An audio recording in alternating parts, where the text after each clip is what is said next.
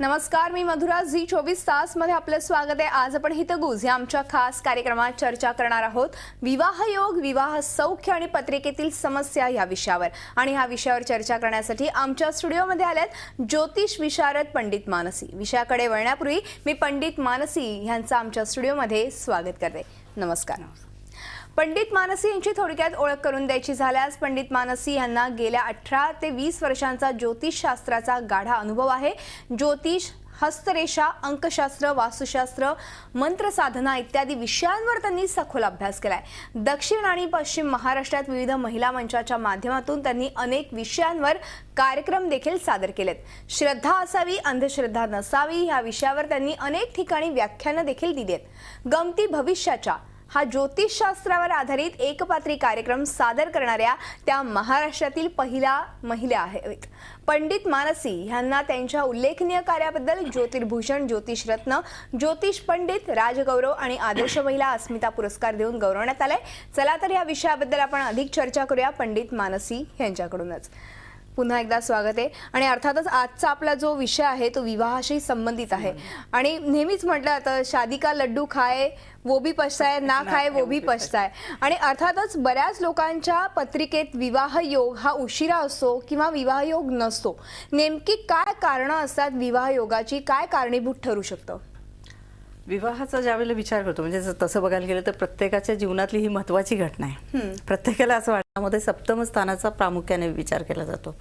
सप्तम स्थानामध्ये कोणते ग्रह आहेत, त्याच्यावरती कोणाची दृष्टी आहे का, ते म्हणजे पाप कर्तरी योगामध्ये नाही आहे ना, ते षडाष्टक वगैरे नेष्ट नवपंचम करत नाही ना, हे सगळ्यांचा विचार करावा लागतो. सहसा मुलांचा ज्यावेळेला विचार करतो आपण वैवाहिक की मुलाची पत्रिका पाहतो त्यावेळेला चंद्राचा विचार करावा लागतो. आणि मुलीची पत्रिका पाहिली जाते त्यावेळेला रवी ग्रहाचा विचार केला जातो. सप्तम स्थान जसं प्रणय स्थान म्हणून मानलं जातं स्थानामध्ये, अगदी तसं नवग्रहामध्ये शुक्राला प्रणय स्थान म्हणजे प्रणयाचा कारक मानला जातो. त्यामुळे सप्तम स्थानाचा ज्यावेळेला विचार करतो आपण वैवाहिक ह्याच्यासाठी, तसंच अगदी शुक्र ग्रहाचाही विचार करावा लागतो. म्हणजे शुक्र ग्रह कसा आहे, किंवा जसं मी म्हणाले की मुलींच्या बाबतीत रवीचा आणि मुलाच्या बाबतीत चंद्राचा विचार करावा लागतो, किंवा मुलींच्या बाबतीत रवी आणि मंगळ आणि मुलांच्या बाबतीत चंद्र आणि शुक्र, ह्या चारही ग्रहांचा बऱ्याच वेळेला विचार करावा लागतो. प्रामुख्याने सप्तम स्थान जरी वैवाहिक स्थान असलं तरी सुद्धा या स्थानाबरोबर आपल्याला सुख स्थानाचा म्हणजे चतुर्थ स्थानाचा, कुटुंब स्थानाचा म्हणजे द्वितीय स्थानाचा, या स्थानांचाही याच्याबरोबर विचार करावा लागतो. सगळ्यात महत्त्वाचं म्हणजे पत्रिकेतील सप्तम स्थानाबरोबरचं पंचम स्थान. पंचम स्थानाला जसं विद्या बुद्धीचं आणि संतानकारक तसं प्रेमाचं कारकही मानलं जातं. जर संतानाशी आणि प्रेमाशी म्हणजे संततीशी आणि प्रेमाशी जे ते निगडीत असेल तर सप्तम स्थानाचा त्याच्याबरोबर हे होतो. ज्यावेळेला विवाह योग आपण बघतो त्यावेळेला आपण सहसा शुक्राचा विचार करतो, सप्तम स्थानाचा विचार करतो. पण गोचरीने ज्यावेळेला गुरु ग्रह येतो आणि चंद्राशी तो नवपंचम करत असेल किंवा तिसऱ्या स्थानातून येत असेल, 11व्या स्थानातून येत असेल, 5व्या स्थानातून तो भ्रमण करत असेल, त्यावेळेला विवाहाचे योग चांगल्या प्रकारे येतात. बरं. त्या ग्रहाचे म्हणजे सप्तमेशाच्या दशा अंतर्दशेत सुद्धा विवाह चांगला होऊ शकतो. म्हणजे थोडक्यात बऱ्याच ज्योतिषी असं सांगतात की ह्या वर्षात तुमचं लग्न ठरू शकतं, म्हणजे तेव्हा तो योग आलेला असतो किंवा जवळ आलेला असतो, असं काही आहे? हो, म्हणजे जर समजा आता तुमची राशी मेष आहे आणि आता गुरुची त्यावेळेला नवपंचम योग बनत असेल किंवा गुरुची पूर्ण दृष्टी येत असेल त्याच्यावरती, तर त्यावेळेला विवाह म्हणजे आपल्या चंद्राशी म्हणजे चंद्र राशी बरोबर गुरु गोचर ग्रहाने ज्यावेळेला येतो किंवा शुक्र किंवा दशा अंतर्दशा येतात गुरुच्या शुक्राच्या, त्यावेळेला विवाहाचे योग चांगल्या प्रकारे येतात. म्हणजे जसं आपण मूळ पत्रिकेचा विचार करतो तसं दशा अंतर्दशेचा पण विचार करावा लागतो आणि गोचरीने गुरु ग्रहाचाही विचार करावा लागतो. जास्तीत जास्त महत्व या गोचर ग्रहामध्ये गुरु ग्रहाला महत्व दिलेलं आहे की ज्यावेळेला तो शुक्राशी किंवा चंद्राशी नवपंचम करेल, सप्तम स्थानाशी नवपंचम योग करत, त्यावेळेला विवाहाचे योग चांगल्या प्रकारे येतात. म्हणजे आपण म्हणतो की नाही यावर्षी तुम्हाला विवाहाचे योग आहेत, तुम्ही प्रयत्न करा. पण ज्यावेळेला असंही सांगतो त्यावेळेला पत्रिकेत इतर ग्रहांचाही विचार करावा लागतो. कुटुंब स्थानावरती ज्यावेळेला म्हणजे आपण म्हणतो की प्रेमविवाह होतात की अरेंज मॅरेज, बरेचसे मुलं मुलींचे हे प्रश्न असतात की प्रेमविवाह आहे माझ्या पत्रिकेमध्ये की अरेंज. प्रेमविवाहाचा विचार करत असताना त्यावेळेला शुक्राचा विचार करावा लागतो. म्हणजे सप्तम स्थानाबरोबर शुक्राचाही विचार करावा लागतो आणि सप्तम स्थानाबरोबर पंचम स्थानाचाही विचार करावा लागतो. ज्यावेळेला पंचमेश सप्तम स्थानामध्ये आणि सप्तमेश पंचम स्थानामध्ये, ज्याला आम्ही अन्योन्य योग म्हणतो, त्यावेळेला सुद्धा प्रेम विवाह होण्याचे जास्तीत जास्त चान्सेस असतात. पण प्रेमामध्ये म्हणजे लगेचच बोलते की प्रेमामध्ये अपयश पण येतं प्रत्येक वेळी. आपण म्हणतो अरे 10 वर्ष माझं अफेअर चालू होतं आणि आता काय झालं, म्हणजे लग्नाच्या वेळीच नेमकं असं कसं झालं. तर त्यावेळेला ते ग्रह जे असतात की दूषित बनलेले, म्हणजे म्हणतो आपण त्या ग्रहांच्या वरती पापग्रहांची दृष्टी किंवा सप्तमेश आणि पंचमेश अन्योन्य योग करत असतील किंवा त्यातल्या एखाद्या ग्रहावरती पापग्रहाची दृष्टी, त्या स्थानावरती पापग्रहाची दृष्टी असेल तरी सुद्धा हे होतं. कधी कधी अशा पत्रिका माझ्या नजरेत आलेल्या आहेत की शुक्र वर्गोत्तम. वर्गोत्तम म्हणजे काय, वृषभेत बनत नाहीये पण तूळ राशीमध्ये तो वर्गोत्तम बनतो, त्याची स्वराशी आहे तूळ राशी. पण ज्या वेळेला शुक्र हर्षलच्या किंवा शनीच्या प्रतियोगात युतीत येतो त्यावेळेला सुद्धा हे योग उद्भवतात. आणि हे वैवाहिक जीवनामध्ये सुद्धा बघायला मिळतात. म्हणजे बऱ्याच वेळेला असं होतं की 25-30 वर्ष झाले संसार करतात, मुलं मोठी झाली, सून किंवा जावई आलेले आहेत आम्हाला, आणि त्यावेळेला नवरा बायको अलिप्त होतात. हे होतात. म्हणजे हे असं का होतं. आता सगळ्यात महत्वाचे म्हणजे काल 2-3 दिवसापूर्वी माझ्याकडे एक लेडीज आलेली पत्रिका घेऊन, तिच्या मुलीची पत्रिका घेऊन आलेली की तिथे वैधव्य योग, म्हणजे माझी मुलगी उशिरा एक लग्न झालं तिचं आणि अपत्य पण तिला उशिरा झालं. आता तिच्या एजच्या मानाने 13 वर्षाचं, म्हणजे ती जवळजवळ 50च्या जवळपास आहे ती लेडीज, आणि तिची 13 वर्षाची मुलगी आहे आणि तिचे मिस्टर ऑफ झाले. म्हणजे ते का, म्हणजे कोणत्या योगाने, पुढे काय आहे माझ्या मुलीच्या लाईफमध्ये, ह्या ज्या घटना घडतात. म्हणजे सुखी संसार आहे, आपण हेही पाहतो की वैवाहिक सौख्य भरभरून आहे, पण इथे वैवाहिक सौख्य मानता येत नाही की तिला वैधव्य योग आला. हे योग म्हणजे अशा पत्रिकेमध्ये काय येतात, तर तिचा सप्तमेश जो होता ना तो अष्टम स्थानामध्ये, म्हणजे मृत्यू स्थानामध्ये. ज्यावेळेला आपण वैधव्य योग बघतो त्यावेळेला पत्रिकेमध्ये सहसा आपल्या जोडीदाराचं लाईफ बघत असतो. बरोबर आहे. म्हणजे थोडक्यात मला असं विचारायचंय पंडित मानसी, जेव्हा विवाह करण्याचा योग येतो किंवा विवाह जुळतं तेव्हा या दोघांच्या पत्रिका असतात, मुलाची आणि मुलीची, ह्याच्यामध्ये महत्वाची जी गोष्टी आहेत, म्हणजे शुक्र काय आहे, त्याचबरोबर गुरु कसा आहे, त्याचबरोबर तुम्ही आता वैधव्याचा मुद्दा काढला, ते देखील हे दोघांचेही बघितलं जाणं फार महत्वाचं आहे का? हो, महत्वाचं आहे. म्हणजे मी बऱ्याच वेळेला पाहिलेलं आहे, माझे अनुभव आहेत असे की 36 गुण जुळतात पण पत्रिका जुळत नाही. ऍक्च्युली पत्रिकेतले गुण जुळवत असतो त्यावेळेला पत्रिकेतले ग्रहमेळ पण थोडक्यात बघत असतो आपण. बरोबर. पण ते बघण्यापेक्षा जास्त गुण मिलन तुम्ही बघा, नका बघू असं नाहीये, पण त्यामध्ये ग्रहमेळ ही बघा, तुमचं कुटुंब स्थान बघा, सुखस्थान कशा पद्धतीने आहे, त्याच्यावर ते पाप कर्तरीमध्ये आहे का, किंवा शुक्रावरती कोणती दृष्टी आहे का, हे सगळे योग बघणं गरजेचं आहे. सहसा सप्तम स्थानावरती ज्यावेळेला विवाहास विलंब होतो त्यावेळेला राहू किंवा शनी, मंगळ असे जे ग्रह आहेत, लोक कसे म्हणतात की मांगलिक आहे. म्हणजे सगळ्यात महत्वाचं कालचीच गोष्ट सांगते मी की माझ्याकडे पत्रिका, मेरा बच्चा मांगलिक आहे का, नाही आहे.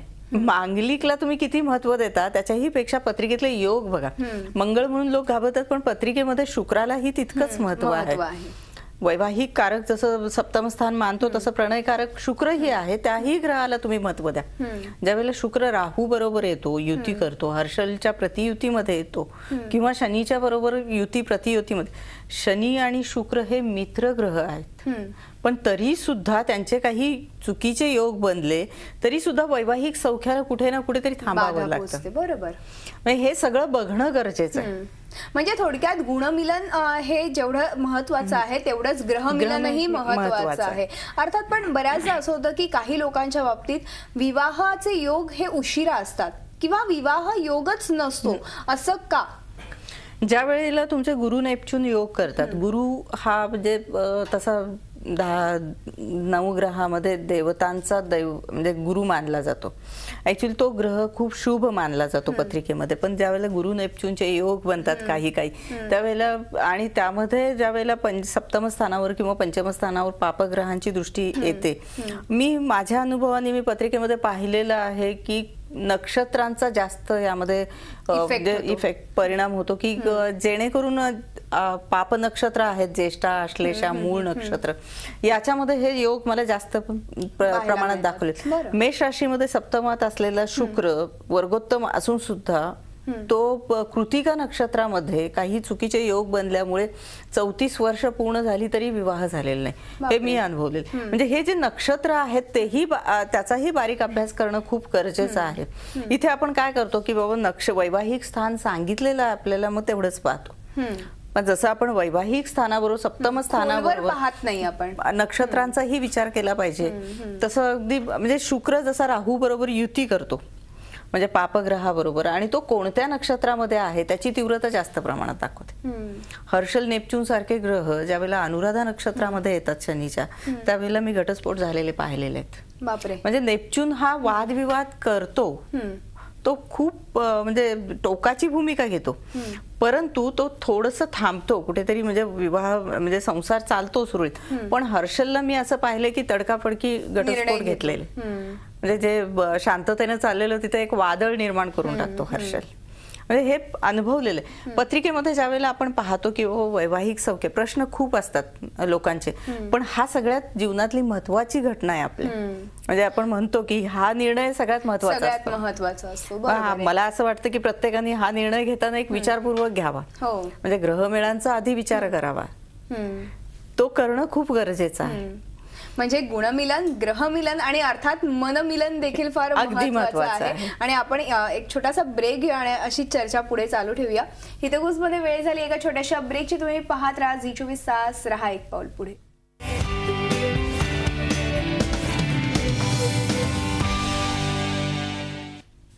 हितगुज मध्ये आपलं पुन्हा एकदा स्वागत आहे आणि आज आपण चर्चा करतोय विवाह योग, विवाह सौख्य आणि पत्रिकेतील समस्या या विषयावर. आणि आपल्याला मार्गदर्शन करतायत पंडित मानसी. मी पुन्हा एकदा चर्चेकडे वळते.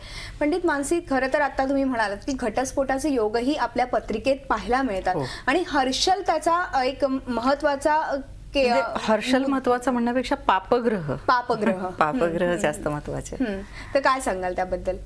घटस्फोटाच्या योगामध्ये ऍक्च्युली हे दोघांच्या मधले वैचारिक मतभेदावरती घटस्फोट ठरतो. जसं आपण म्हणतो की वैधव्य हा आपल्या लाईफ पार्टनरच्या आयुष्यावरती असतो, तसंच अगदी हे वैचारिक कितपत असतं तुमचं त्यामध्ये. बऱ्याच वेळेला असं होतं की राशी बघतात की आता मेष, सिंह आणि धनु ह्या अग्नी राशी आहेत, ह्या एकत्र आल्या की तडकाफडकी होणार. पण मी त्यावेळेला पण सांगते की राशी बघू नका, तुम्ही ग्रह बघा. म्हणजे घटस्फोट ज्या वेळेला होतो त्यावेळेला सप्तम स्थानाशी कुठेतरी कुयोग झालेले असतात. वैचारिक मतभेद म्हणजे सप्तमेश 6, 8, 12 स्थानामध्ये असतं. पत्रिकेमध्ये 6, 8, 12 हे पापस्थानं मानली जातात. आणि या पापस्थानामध्ये ज्या वेळेला सप्तमेश येतो त्यावेळेला कुठेतरी वैचारिक मतभेद, वैधव्यासाठी सुद्धा हे ग्रह लागू पडतात. पण त्यावेळेला की नक्षत्र, मी मगाशी जशी बोलले की नक्षत्रामध्ये कुठे ना कुठेतरी दृष्टी असते यांची, त्याला नेष्ट नवपंचम योग म्हणू शकतो किंवा षडाष्टक, मृत्यू षडाष्टक योग म्हणू शकतो. सप्तमेश अष्टमात असेल, सहसा सप्तमेश 12व्या स्थानामध्ये असताना जास्तीत जास्त वैचारिक मतभेद दाखवले गेलेले आहेत सप्तम स्थानाचा. आणि सप्तमेश ज्यावेळेला रोगस्थानामध्ये असतो त्यावेळेला आपल्या जोडीदाराचा आजार पण पाहावं लागतं. बरं. सप्तमेश अष्टमामध्ये असेल आणि तो शुभ ग्रह दृष्ट असेल तर आपल्याला सासऱ्याकडून संपत्तीही मिळते. पण इथे घटस्फोटाचे ज्यावेळेला पापस्थानामध्ये किंवा पापग्रहामध्ये कुटुंबस्थान जसं सांगितलं, कुटुंबस्थान म्हणजे कसं की पत्रिकेतलं द्वितीय स्थान, यावेळेला मात्र कुटुंबस्थानाचा खूप चांगल्या प्रकारे विचार करावा लागतो. इथे शुक्र जर वक्री स्तंभी असेल आणि पापग्रहांच्या दृष्टीमध्ये येत असेल त्यावेळेला मात्र घटस्फोट होण्याचे चान्सेस जास्तीत जास्त असतात. सप्तमेश पंचमात असून सुद्धा, म्हणजे मी मगाशी बोलले की लव्ह मॅरेज होतं पण ते सक्सेस का होत नाही त्यावेळेला ज्यावेळेला 11व्या स्थानामधून त्याच्यावरती पापग्रहांची दृष्टी येते किंवा सप्तम स्थानाबरोबर चंद्र किंवा रवी आणि मंगळ, शुक्र हे जे 4 ग्रह आहेत त्यांचाही विचार जास्तीत जास्त करावा लागतो. राहू, शनी, मंगळ हे जसं पापग्रह मानले जातात तसेच चंद्र, रवी, शुक्र आणि मंगळ यांना याच वैवाहिक सौख्य आहे किंवा घटस्फोट होणार आहे याच्यामध्ये गणलं जातं. बरोबर. भाग्यस्थानामध्ये ज्या वेळेला पापग्रह म्हणजे नवपंचम करतो पंचम स्थानाशी हा, त्यावेळेला नवपंचम करत असताना भाग्यस्थानावरती सुद्धा पापग्रहांची दृष्टी आहे का किंवा भाग्यस्थानामध्ये सुद्धा एखादा पापग्रह आहे का, किंवा धनु राशीमध्ये मूळ नक्षत्रामध्ये सप्तमेश आहे का, या गोष्टींचा विचार करावा लागतो. बरं. हे सर्व बघत असताना जास्तीत जास्त परत मी एकदा सांगते की शुक्राचा आणखीन परत जास्त विचार करावा लागतो. कारण शुक्र हा प्रणयाचा कारक आहे. हे सगळे जरी स्थान शुभ असतील आणि शुक्र कुठेतरी पापग्रहांच्या दृष्टीमध्ये येत असेल, रवी राहू यांच्यामध्ये शुक्र असलेली पत्रिका आहे मी अनुभवलेली की तिथे घटस्फोट झालेला आहे. म्हणजे काही वर्षांनंतर घटस्फोट झालेला. म्हणजे ज्या वेळेला त्या ग्रहांच्या दशा अंतर्दशा येतात तुम्हाला शुभ अशुभ, जसं शुभ दशा अंतर्दशा येताना विवाह ठरतो, अगदी तसंच त्या पापग्रहांच्या ज्यावेळेला दशा अंतर्दशा येतात त्यावेळेला तीव्रता जास्त येते. म्हणजे तिथे कुठेतरी सप्तम स्थानाशी किंवा सप्तमेशाची, सप्तमेश म्हणजे काय, सप्तम स्थानामध्ये जी राशी येते त्या राशीचा स्वामी. म्हणजे सप्तम स्थानामध्ये मेष असेल तर मंगळ येईल, वृषभ किंवा मिथुन असेल तर शुक्र किंवा बुध येईल. अशा पद्धतीने तो सप्तम स्थानाचे स्वामी म्हणजे सप्तमेश. मग तो कुठे पापग्रह किंवा पापकर्तरी योगामध्ये आहे का, किंवा सप्तम स्थान हे पापकर्तरी योगामध्ये आहे का. सप्तम स्थान म्हणजे कसं आहे, मूळचं सप्तम स्थानाच्या दोन्ही साईडला पापस्थान आहेत. म्हणजे 6 आणि 8, म्हणजे एका बाजूला रोगस्थान आहे, एका बाजूला मृत्यूस्थान आहे. मूळच ते दोन्ही पापस्थान आहेत आणि त्यामध्ये जर पापग्रह आले तर त्याला पापकर्तरी योगामध्ये सप्तम स्थान आलं असं समजलं जातं. आणि ते पापकर्तरी योगामध्ये आलं असेल तरी सुद्धा काही म्हणजे अघटित घटना घडू शकतात आपल्या बरोबर. पण पंडित मानसी, हे झालं घटस्फोटाविषयी किंवा वैधव्य येणार असेल तर त्याविषयी. मात्र बऱ्याचदा लव्ह मॅरेज सक्सेसफुल होण्यासाठी उपाय असतात, तर त्याबद्दल मला जाणून घ्यायचं. कारण की बऱ्याचदा लोकांचे अनसक्सेसफुल झालेले आहेत लव्ह मॅरेजेस, काही सक्सेसफुल देखील झालेले आहेत. शुक्र ज्या वेळेला, शुक्र मी जसं म्हणते प्रणयाचा कारक आहे, अगदी तसं शुक्राची उपासना करणं खूप गरजेचं आहे, शुक्राची मंत्र म्हणणं खूप गरजेचं आहे. अगदी त्याचबरोबर सप्तशतीमध्ये अर्गला स्तोत्र मिळतं आणि त्या अर्गला स्तोत्रमध्ये मंत्र आहेत चांगल्या प्रकारे. म्हणजे ते आपल्याला होकारात्मक ऊर्जा निर्माण करून देतात आणि आपले विचार तसे बनले जातात. ओम गोपाल कृष्णाय नमः हा सुद्धा मंत्र आपलं मन बलवान करतो. म्हणजे जरी आपण ह्या सगळ्या स्थानांचा आणि ग्रहांचा विचार करत असेल तरी आपले निर्णय ठाम असणं खूप गरजेचं असतं. त्यासाठी आपलं मन स्ट्रॉंग असणं खूप गरजेचं असतं. आणि चंद्र हा मनाचा कारक. चंद्राशी शनीचे सुद्धा योग झाले तर एक प्रकारचा विष योग होतो, राहूशी योग झाले तर ग्रहण योग बनतो. या वेळेला सुद्धा मन भरपूर मजबूत करण्यासाठी, तुमचे विचार ठाम करण्यासाठी तुम्हाला हे मंत्र म्हणणं खूप गरजेचं आहे. हे थोडक्यात काय ह्याच्यावरती देखील उपाय आहेत. कुठेही ज्यांचं लव्ह मॅरेज होणार आहे किंवा ज्यांना सक्सेसफुल करायचं त्यांच्यासाठी हे उपाय नक्कीच फलदायी ठरू शकतात. आपण एक छोटासा ब्रेक घेऊया. मला बरेच तुम्हाला प्रश्न या संदर्भात विचारायचे आहेत, पण एका ब्रेक नंतर. हितगुजमध्ये वेळ झाली एका छोट्याशा ब्रेकची. तुम्ही पाहत राहा झी24 तास, रहा एक पाऊल पुढे.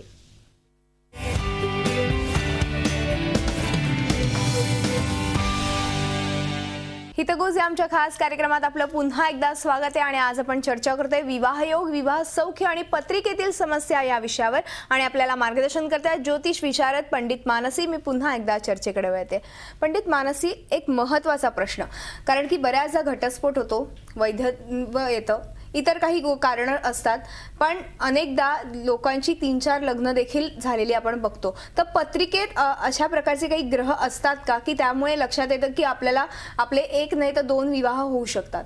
हो, येतात. म्हणजे ऍक्च्युली कसं आहे की शुक्र मंगळ, शुक्राबरोबर ज्या वेळेला मंगळ येतो त्यावेळेला त्याला ती वेगळी ताकद मिळते. बरं. शुक्र मंगळ हा धाडसाचा कारक आहे आणि मंगळाचा एक स्वभाव आहे की तो ज्या ग्रहाबरोबर असेल त्याच्या स्वभाव गुणाला तो उचलून पकडतो. म्हणजे त्याला ताकद देतो, सपोर्ट करतो त्याला. थोडक्यात शुक्र हा प्रणयाचा कारक आहे. म्हणजे ज्याला आपण एक थोडक्यात असं म्हणू की उच्च काम असणं. ऍक्च्युली इथं ऐकणाऱ्याने असं घेऊ नये की शुक्र मंगळ युती पत्रिकेमध्ये आहे म्हणजे ते प्रत्येक वेळी तसंच होतं. कारण ज्यावेळेला शुक्र मंगळ युती शुभ ग्रहांच्या दृष्टीमध्ये किंवा शुभ नक्षत्रामध्ये असेल, शुभ स्थानामध्ये असेल तर लव्ह मॅरेज होतं. पण ऍक्च्युली तसं होत नाहीये. पण ती जर बिघडली असेल, शुक्र बिघडला असेल तर मात्र नक्कीच 2 लग्न होण्याचे योग येतात.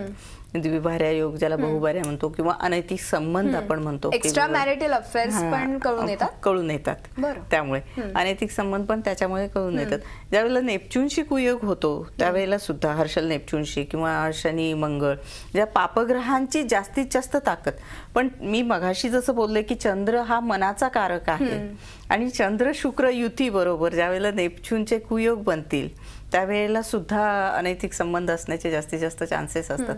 पण हे ज्या वेळेला युती प्रतियुती कुठून बनते, कुटुंब स्थानामध्ये जर ही युती प्रतियुती बनत असेल, कुटुंब स्थान म्हणजे तुमचं कुटुंब, म्हणजे आपले आई वडील बहीण भाऊ यांचं कुटुंब असतं आणि सप्तम स्थान म्हणजे आपलं फक्त पत्नीपुरतं मर्यादित आणि पंचम स्थान हे मुलांच्यासाठी. तर हे कुटुंब स्थानाशी ज्यावेळेला सप्तम स्थानाचा योग येतो त्यावेळेला नक्कीच द्विभार्या योग येतो. बरं. तुमच्या पराक्रमामध्ये ज्यावेळेला शुक्र मंगळ युती येते आणि त्यावेळेला सप्तम स्थानाशी कुठे ना कुठून तो योग बनत असेल त्यावेळेला गुरु पण त्याला सपोर्टेड ठरतो. हे जर होत असेल त्यावेळेला सुद्धा अनैतिक संबंध किंवा द्विभार्या योग येऊ शकतात. बरं. म्हणजे कधी कधी आपण म्हणतो की वैधव्य आलेला आहे, घटस्फोट झालेला आहे आणि ते नंतर लग्नाला उभे आहेत ते. हा योग वेगळा पत्रिकेतला. अनैतिक संबंध हा वेगळा. म्हणजे एक पत्नी अनेक म्हणजे दुसरा लग्न होणं, एकापेक्षा जास्त लग्न होणं हा योग वेगळा. बरोबर आहे. आणि अनैतिक संबंध वेगळे. म्हणजे वेगवेगळं खरं तर स्थान आपल्याला पाहायला मिळतं. म्हणजे स्थान एक जरी असेल तरी त्याच्या दृष्टी वेगळ्या बघाव्या लागतात. की प्रत्येक वेळी म्हणजे यामध्ये कोणताही विषय जरी आपल्याला घ्यायचा झाला की प्रेमविवाह आहे का, लग्नाचे योग आहेत का, किंवा कसे बघावेत, विलंब कसा आहे, किंवा हे सगळे ज्या वेळेला आपण बघतो त्यावेळेला सप्तम स्थानाचा आणि शुक्राचा विचार करावाच लागतो. पण याच्या बरोबर जे काही योग बनतात, योग म्हणजे कसे की तुमचे पापकर्तरीमध्ये सप्तम स्थान असतं किंवा 6, 8, 12 मध्ये ज्यावेळेला सप्तमेश जातो किंवा शुक्र जातो आणि त्याच्यावरती पापग्रहांची दृष्टी असते त्यावेळेला घटस्फोट की वैधव्य हा वेगळा विषय. पण ज्यावेळेला ते नक्षत्रांनी किंवा योगानी बरेचसेच नवपंचम किंवा नेष्ट नवपंचम होतं किंवा नेपच्यून बरोबर काही योग येतात, हर्षल बरोबर येतात, पण ज्या वेळेला अनैतिक संबंध दाखवले जातात त्यावेळेला मात्र शुक्राशी मंगळ कुठेतरी संबंधित येतोच. कारण मंगळ हे थोडक्यात झाल्या खरं तर समस्या किंवा त्या आहे त्या पत्रिकेतील. मात्र एक शेवटचा आणि महत्वाचा प्रश्न, वैवाहिक सौख्य कुठल्या स्थानात असतं? वैवाहिक सौख्य सप्तम स्थानामध्ये, म्हणजे हे सगळे योग सप्तम स्थानामध्ये, पण वैवाहिक सौख्य ज्या वेळेला आदर्श वैवाहिक सौख्य आपण बघतो त्यावेळेला रवी चंद्र मंगळ शुक्र आणि सप्तम स्थान आणि पंचम स्थान याचा विचार करणं खूप गरजेचं आहे. बरं. तुम्हाला कधी कधी आम्ही पत्रिकेमध्ये म्हणतो एक लग्न करा किंवा 2 लग्न करा, तुमच्या पत्रिकेमध्ये वैवाहिक सौख्य नाहीये. पण अगदी तसंच आम्ही हे ठामपणे सांगू शकतो की तुमच्या पत्रिकेमध्ये ठीक आहे सगळं काही नसेल पण वैवाहिक सौख्य उत्तम आहे, तुमचा जोडीदार छान. हे ज्यावेळेला बघावं लागतं त्यावेळेला पंचम स्थानाचे सप्तम स्थानाचे अन्य शुक्र गुरु सारखी किंवा चंद्रासारखी शुभग्रहांची दृष्टी ज्या वेळेला सप्तम स्थानावर येते किंवा पंचम स्थानावरती येते किंवा शुक्राचे योग बनले जातात त्यावेळेला वैवाहिक सौख्य अतिशय चांगल्या प्रकारे मिळतं. म्हणजे हेही योग बघितले पाहिजेत. शुभ नक्षत्रामध्ये लग्न जमवताना ह्या सगळ्या गोष्टींचा विचार केला तर नक्कीच ते लग्न खरं तर काय म्हणतात सक्सेसफुल होऊ शकतं. फक्त गुणमिलन नाही तर मनोमिलनही तितकंच महत्वाचं आहे आणि ग्रहमिलनही तितकंच महत्वाचं आहे. पंडित मानसी, वेळ संपल्यामुळे आज आपल्याला इथेच थांबावं लागतंय. मात्र ह्याच विषयाबद्दल पंडित मानसी दर रविवारी आपल्याला इतरही माहिती देणारे, दर रविवारी सकाळी 8:05 त्या आपल्याला विवाह योगाबद्दलची, विवाह सौख्याबद्दलची अधिक माहिती देणार आहेत. तेव्हा पाहायला विसरू नका रविवारी सकाळी 8:05 पंडित मानसी यांचा विशेष कार्यक्रम. तुम्ही आलात आणि खूप महत्वाची माहिती आमच्या प्रेक्षकांना दिली त्याबद्दल मनपूर्वक धन्यवाद. हितगुज या आमच्या खास कार्यक्रमात आज आपण इथेच थांबतो. तुम्ही पाहत राहा झी24 तास, रहा एक पाऊल पुढे.